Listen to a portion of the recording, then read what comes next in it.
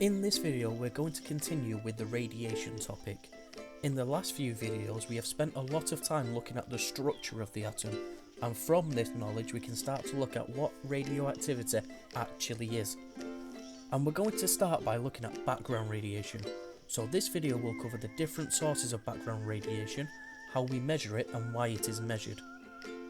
We are all exposed to low-level radiation in all aspects of everyday life.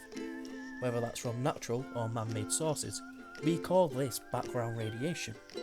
People are exposed to different amounts depending on where they live, what their job is and many other factors.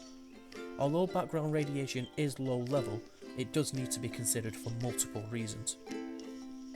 The main sources of background radiation in the UK are from radon gas, which is found in rocks and soil, medical equipment such as X-rays, materials in buildings and grounds, cosmic rays from the sun, food and drink, and then a very small amount comes from nuclear testing and nuclear disasters such as Chernobyl.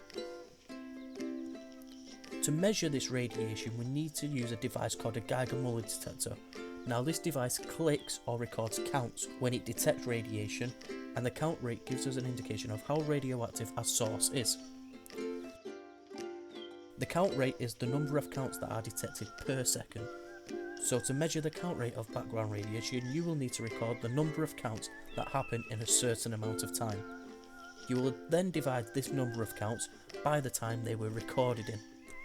For example, if you recorded 120 counts in 1 minute, which equals 60 seconds, you will find the count rate by dividing 120 by 60, so the count rate would be 2 counts per second.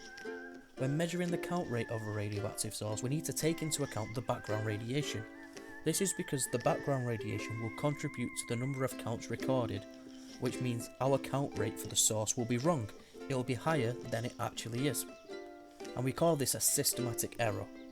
Now a systematic error is when there's a mistake in the measurement which is caused by a machine not being calibrated, such as not setting a mass balance scale to 0, or due to environmental influences.